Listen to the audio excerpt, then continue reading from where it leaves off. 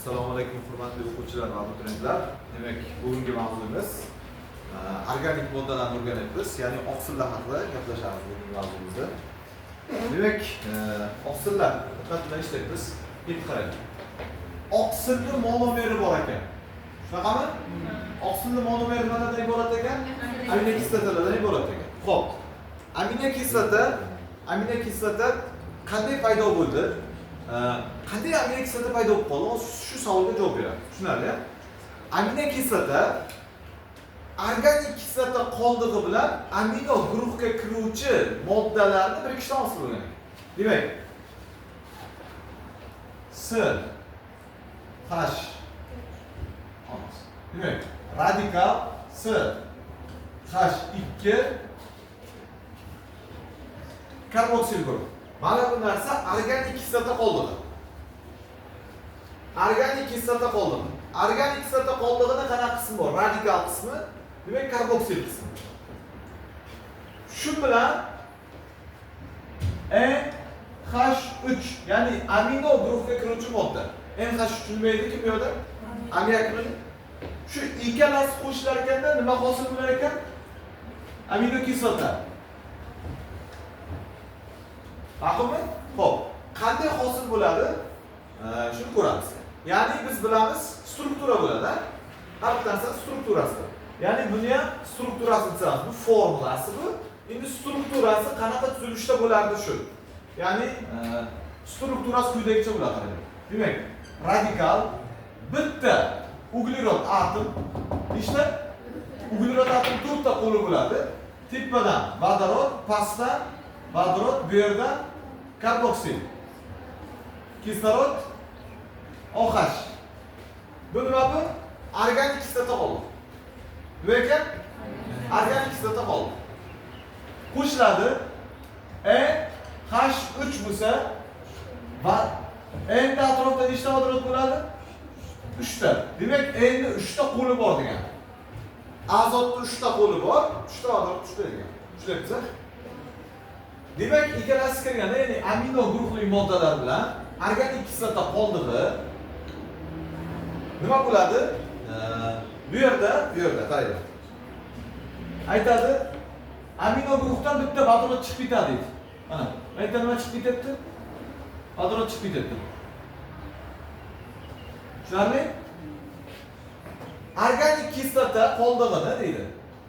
Mana karboksil qismi-ku. Mana aminokislota qoldig'ining qaysi qismi? Karboksil. Bu radikal qismi. Qaraylik. Organik kislota qoldig'ini karboksilga deydi. Qo'shni bo'lgan ugleroddan deydi. Qo'shni bo'lgan ugleroddan deydi, bitta vodorod chiqib ketadi. Demak, bu yerdan nima chiqib ketar ekan bitta? Vodorod. Bu yerdan nima chiqib kelyapti? Ikkalasi uchrashadimi? Nechta vodorod? Ikkalasi endi ikkalasidan qo'shiladi-da. Ikkalasi qo'shilib vodorod qanaqa holatda chiqib ketadi? H2. Qanaqa holatda bu? Gaz holatida. Shunaqa holatda chiqib ketadi. Tushunarli? Xo'p. Endi mana bu vodorod, amino guruhdagi vodorod va organik kislota qoldig'ini karboksilga nima bo'lgan? Qo'shni bo'lgan nima? Vodorod chiqib ketdi. Shuni o'rniga mana bu yerdan ketdi. O'chirdim. Mana ketdi. O'chirdim, ketdi. Endi ikkalasining qo'li bo'sh qoldimi? Mana bu yerdan ikkalasining qo'li ochiq qoldi. Bular ne qo'yaylik? Ne qilaylik? Ikkalasining qo'li nima bo'ldi? Ochiq qoldi. Endi shu ikkala qo'l bir-biri bilan tutashadi. Ikkala qo'l bir-biri bilan tutashadi, shu yerda bog' hosil bo'ladi. Shu bog' qanaqa bog' desa, peptid bog' deyiladi. Qanaqa bog' ekan? Uzr, adashdim. Peptid bog' emas. Mana shu ikkalasi tutashadi, bu peptid bog' emas. Uzr, adashdim. Demak, ana endi hosil bo'lgan mahsulotga aminokislota deyiladi. Biz hozir aminokislota qanday hosil bo'lishi haqida ko'ryapmiz-ku. Demak, bitta. Mana bu organik kislota qoldi deydi. Mana bu nima edi? Ammoniy guruhli modda. Tushunarli? Demak, amino guruh bilan, ya'ni azotli modda bilan organik kislota qoldig'i ikkalasi qo'shildida nima hosil bo'ldi?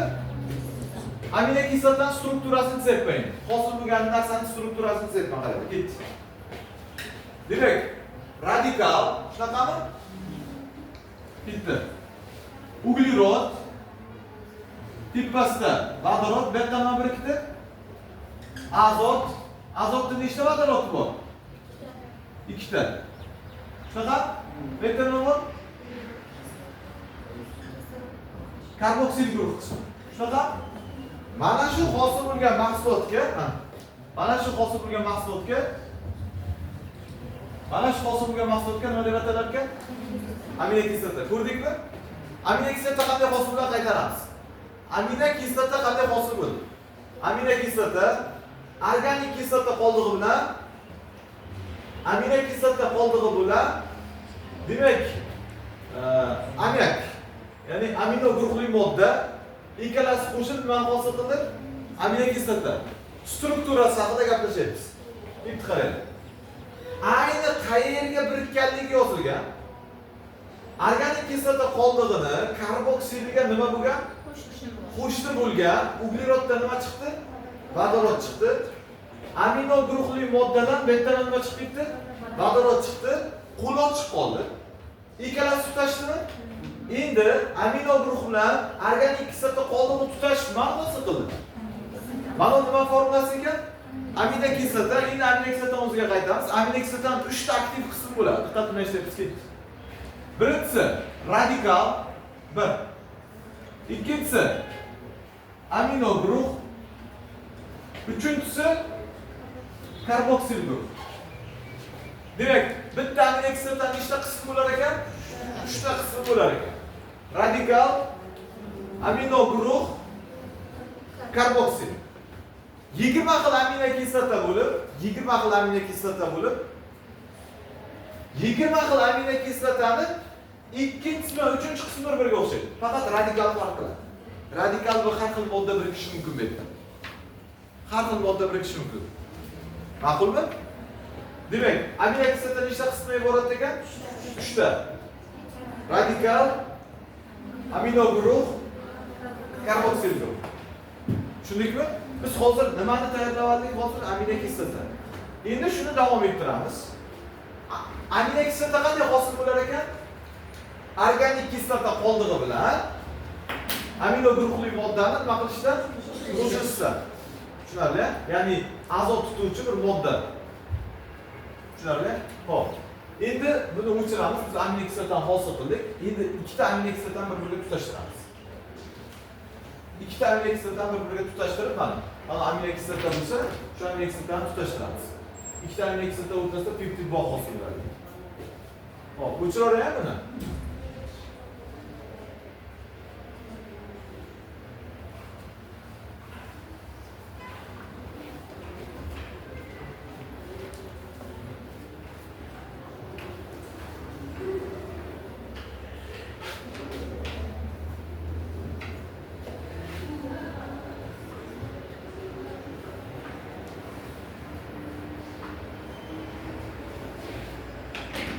Bitti. Qismlar. Ikkita aminokislota. Radikal, uglerod, pastda H2. Ya'ni ikkita bo'lishi kerak edi. Formulasini yozdim. Bu yerda vodorod. Bu yerda uglerod, kislorod, OH. Qo'shyapmiz. Xo'p, ketdi. Radikal, uglerod, azot. Nechta vodorod bor buni? Ikkita vodorod bor. Shunaqa? Bu yerdan ketdi. Uglerod, OH. Shu yerda nechta aminokislota hozir? Ikkita aminokislotani qo'shishimiz kerak. Qarang. Endi nima bo'ladi? Qarang. Bitta aminokislotani karboksilidan OH chiqadi. Bitta aminokislotani qayerdan nima chiqdi? Karboksildan OH chiqadi. Ikkinchi aminokislotani amino guruhidan, ikkinchi amino kislotadan amino guruhidan vodorod chiqadi. Nima chiqar ekan? Vodorod chiqadi. Natijada bitta nima hosil bo'ladi? Suv. Ya'ni bu yerdan vodorod keldi. Bu yerdan nima keldi? OH keldi. Bu degani H2O deganimi? Nima chiqib ketdi? Suv chiqib ketdi. Tushunarli? Ana endi bularni qo'li ochiq qoldi. Bularni qo'li nima bo'lib qoldi endi? Ochiq qoldi. Nima chiqib ketdi? Suv chiqib ketdi. Ya'ni bundan H chiqdi. Bundan OH chiqdi. Ikkalasi qo'shilib mana nima hosil qildi? Suvni. Endi bularni qo'li ochiq qoldi. Ya'ni mana bu yer ochiq qoldi. Mana bu yer ochiq qoldi. Tushundingmi? Ketdi. Endi shu ikkita ochiq qolgan qo'l bir-biri bilan nima qiladi? Tutashadi. Shu bog'ga peptid bog' deb ataladi. Nima deb ataladi? Peptid. Hozir nechta amino kislota? Ikkita amino kislota qaytaramiz. Ikkita amino kislotaning bittasini karboksildan nima chiqdi? OH, ikkinchi amino kislotadan amino guruhidan H. Natijada qaysi molekula chiqib ketdi? Suv molekulasi chiqib ketdi.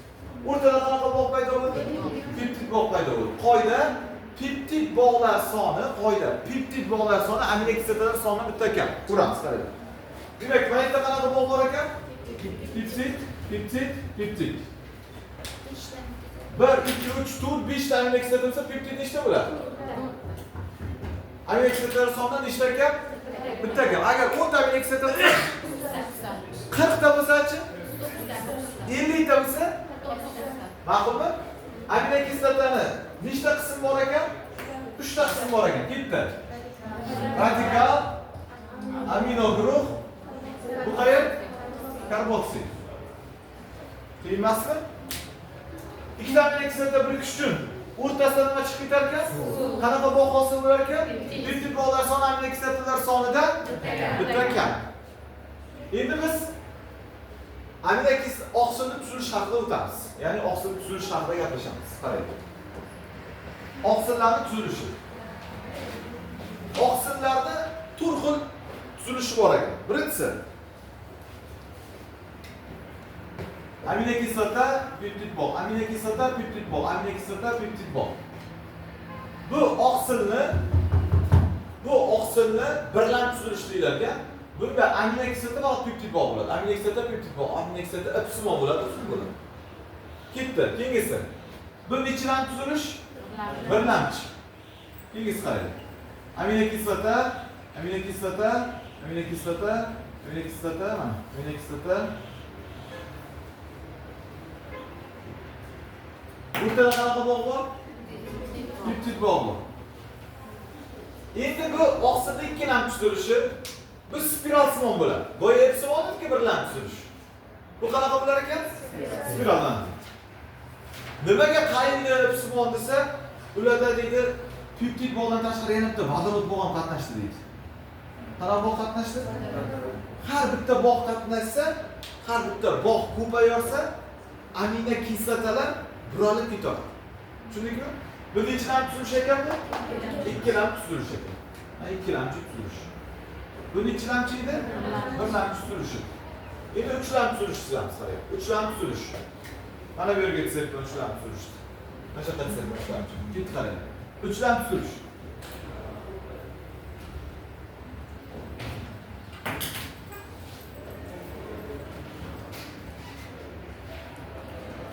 Uchlam tuzilishda borgan sari spirallashdi. Ya'ni uchlamchi tuzilishda borgan sari spirallashib shar shakliga kelib qoldi. Shar shakliga kelib qoldi. Tushundingmi? Unda peptid bog' bormi? Bor. Yana qaysi bog' ishtirok etdi? Vodorod bog' bor. Vodorod bog' bor. Ketdan. Uzun yo'l vodorod bog' bor. Endi qaranglar. Bunda qo'shimcha ravishda disulfid ko'prikchasi, ya'ni oltin guruh bog'i ham ishtirok etadi. Shuning uchun bog'lar ko'payib ketgandan keyin aminokislotalar yig'ilib grana, dumaloq shaklga yetib qoladi. Dumaloq shaklga yetib qoladi. Bu nechilamchi tuzilishli oqsil ekan? Uchlamchi tuzilishli oqsil ekan. Mana uchlamchi tuzilishli oqsil. Endi to'rtlamchini chizamiz. Mana bu yerga chizdim to'rtlamchini. To'rtlamchini chizib qarang. Demak, mana bu nechilamchi mana bu? Uchlamchi mana bu. Uchlamchi. Uchlamchi ko'ryapsizmi? Uchlamchi. Qarang.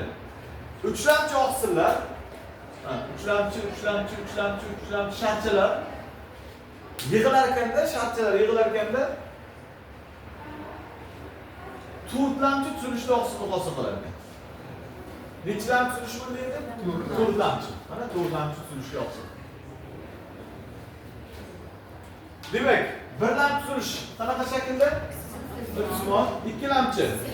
Silindr, nima uchun silindr bo'layapti? Bitta bog' qo'shildi. Qaysi bog' qo'shildi? Vodorod bog' qo'shildi. Uchlamchi tuzilish qanaqa shaklda? Shar. Qaysi bog' qo'shildi? Disulfid komplektsiyasi. Oltin qo'shildi. Tushundingmi? Qanaqa shaklga yetib qoldi? Shar. Endi qarang. Uchlamchi qo'shilib nima hosil qilar ekan? To'rtlamchini hosil qilar. To'rtlamchi oqsil. Muhit sharoitiga qarab uchlamchiga qaytadi. Sharoitga qarab to'rtlamchi qolaveradi. Ya'ni nima bo'ladi? To'rtlamchini ursak, sochilib uchlamchiga aylanib qoladi. Tushundingmi? Ya'ni to'rtlamchi nimaga qaytib qolishi mumkin ekan? Uchlamchiga qaytadi. Yana yig'ilib nimaga qaytadi? To'rtlamchiga. Ajralish dissotsiya ekan, qaytish assotsiya ekan. Ya'ni to'rtlamchi oqsil muhit sharoitiga qarab uchlamchi bo'ladi. Yana nima bo'ladi? To'rtlamchi. Assotsiya dissotsiya bo'ladi. Maqda yo'q ekanligini tushunyapsizmi? Ana endi oqsillarda shunaqa holat bor. Tabiiy holatini yo'qotish denaturatsiya deyiladi. Tabiiy holat yo'qotish nima? Oqsilni pishishi. Misol uchun tuxum oqsil. Tushunadi? Shu oqsil qaynatsak pishadi. To'g'rimi? Shu hodisaga denaturatsiya deyiladi. Tushunarli? Endi qarang. Oqsilda orqaga qaytish bor, ya'ni eski holatiga qaytish bor. Bu renaturatsiya deyiladi. Misol uchun sutda ham oqsil bor. Sutni qaynatganimizdan keyin oqsillar pishadi, bu yerda denaturatsiyaga uchraydi. Sut tarkibida oqsil denaturatsiyaga uchraydi. Keyin qaynat bo'lib, sovug'da turgandan keyin qanchadir vaqti bo'lgandan keyin o'sha denaturatsiyaga uchragan oqsil yana orqaga qaytadi. Yana renaturatsiyaga qaytadi. Sut oqsil. Tuxum oqsili qaytmaydi. Bitta tuxum oqsili orqaga qaytadi. Ya'ni biz tuxumni qaynatsakda issiqda pishirdik, denaturatsiyaga uchratdik. Uni 2 soatdan keyin yedik. Ya'ni yana xona haroratiga qo'yib qo'ydik uni. 22 gradus normal haroratga qo'ydik. Ya'ni 100 gradusda qaynatganmiz. Tuxum renaturatsiyaga qaytsa, qaynatib bo'lgandan keyin 2 soatdan keyin bitta tuxum yorsa ichida suyuqlik chiqib ketishi kerak. Agar renaturatsiyaga qaytsa. Faqat tuxum oqsil nima bo'lmaydi? Renaturatsiyaga qaytmaydi. Agar renaturatsiyaga qaytsa, bo'ya qolsa bo'ladi. Qaynatgandan keyin sraz yeyishing kerak bo'ladi. Issiqda yeyishing kerak bo'ladi. Agar renaturatsiya bo'lsa, va aytgandek, tarelkaga qo'yib qo'ying, 2 soatdan keyin endi tuxumni ochvanda qilaman desa, ichidan shunday suyuq chiqib ketadi. Demak, oqsil nima bo'lgan bo'ladi o'sha vaqtda? Renaturatsiya. Tuxumda vaqt kuzatilmaydi. Agar tasavvur qilinglar, oliviya salatini qildik, oliviya salatini qaynatdikda qildikda, agar tuxum oqsili renaturatsiyaga uchrasa-da, oliviyaga qo'shdikda, tuxumni qo'ydi, mehmonni oldiga olib qo'ydik. Bir aylanib kelsak, bu yerda ichkarida bodringi bormi, sabzi, kolbasasi va yerda tuxum ichida o'ynab turgan bo'ladi. Tushunyapsizmi? Agar renaturatsiyaga qaytganda edi, oliviya salati bir 2 soatdan keyin, ya'ni xuddi ustiga tuxum chaqib qo'ygan edi bo'ladi. Mehmonga olib kirasan, 2 soatdan keyin va hokazo. Tushunarlimi? Haqida gap ketayotgan. Ana endi oqsillarni bitta ikkita katta guruhga bo'lib olamiz. Oqsillarni ikkita katta guruhga bo'ldik. Ikkita katta guruhga bo'ldik. Oqsil. Qaraydi, ikkiga bo'ldik. Oddiy oqsil va murakkab oqsil. Oddiy oqsilni chizyapman, qaranglar bo'ldi. Oddiy oqsilni chizyapman. Oddiy oqsil tarkibida aminokislota, aminokislota, aminokislota, aminokislota, aminokislota bo'ladi. Bu oddiy oqsil. Tushundingmi?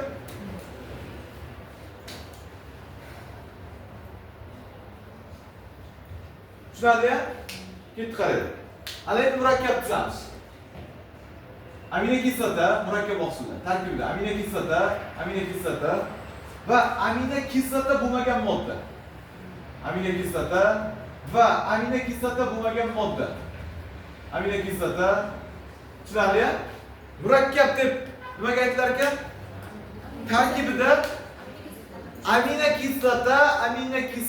aminokislotadan tashqari aminokislota bo'lmagan modda. Ya'ni yog', nuklein kislota, uglevod, temir atomi, mana shunaqa narsalar bo'lsa, bu murakkab oqsil deyiladi.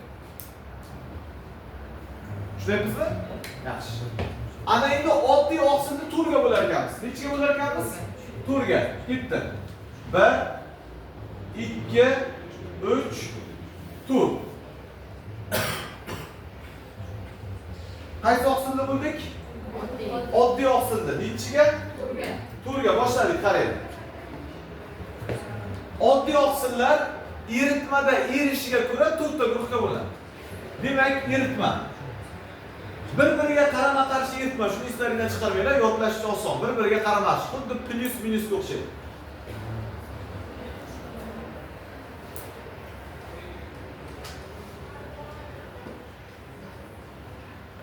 To'rt xil eritma. Birinchisi suv. Suvda eriydigan oqsillar. Ikkinchisi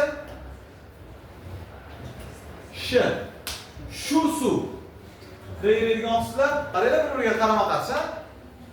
Uchinchisi kislota. Kislotada eriydigan oqsillar. To'rtinchisi kislotaga qarshi nima bo'ladi? Kislotali muxtor, qanaqasi muxtorga qarshi ishqorda eriydigan oqsillarga bo'linadi. Ishqor. Demak, qaytaramiz. Oqsillar ikkita guruhga bo'linadi. Murakkab, oddiy. Oddiy oqsil tarkibida aminokislotada, murakkabda esa aminokislotadan tashqari boshqa aminokislota bo'lmagan modda. Oddiy oqsil nechiga bo'linar ekan? Nimasiga eritmada erishiga qarab 4 ta guruhga bo'linadi. Bir-biriga qarama-qarshi eritma. Chuchuk suvda eriydigan, shu suvda kislotada, ishqorda. Chuchuk suvda eriydigan oddiy oqsillarga albuminlar deb ataladi. Tushundingmi? Shu suvda eriydigan oqsillarga globulinlar deb ataladi. Ma'lummi? Kislotada eriydigan oqsillar berilmagan, ishqorda eriydigan oqsillar berilmagan darsligimizda. Shuning uchun bizga bu shart emas. Tushunarli bo'ldimi? Xo'p. Demak, oqsil tarkibi nimadan iborat ekan? Aminokislotalar o'rtasida qanaqa bog' bor ekan? Aminokislota qayerdan keldi? Organik kislota qoldig'i bilan azotli modda, ya'ni amino guruhli modda qo'shilishidan paydo bo'ldi. Shunaqa? Bitta aminokislotaning nechta tarkibiy qismi bor ekan? 3 ta. Amino karboksil. Peptid hosil bo'layotgan vaqtda karboksildan OH, azotlidan H nima chiqib ketdi? O'rtada qanaqa bog' paydo bo'ldi? Peptid bog'lar soni aminokislotalar sonidan bitta kam. Ularni nechilamchi strukturalari bor ekan? To'rtlamchi gacha. Birlamchi psimon, ikkilamchi spiral, uchlamchi to'rtlamchi. Uchlamchilar yig'indisi bu xil sharoitga qarab yoyiladi, yana tiklanadi. Oqsilni tabiiy holatini yo'qotish nima deylar ekan? Denaturatsiya. Orqaga qaytish tuxum oqsili qaytadimi? Yo'q. Oqsil ikkiga bo'lar ekan tuzilishiga ko'ra. Oddiy va oddiy deb nimaga aytilar ekan? Murakkab deb nimaga aytilar ekan? Oddiy ichiga bo'lar ekan. Turga, eritmada erishiga ko'ra. Qanaqa eritma? Tushundingmi? Mavzu qiyin emasmi? Oqsil mavzu deb qo'yamiz. Faqat oqsilni o'zi. Shunga tushunmasalarni yana YouTube'ga kirib bir marta ko'rib olamiz. Xo'p, e'tibor uchun rahmat.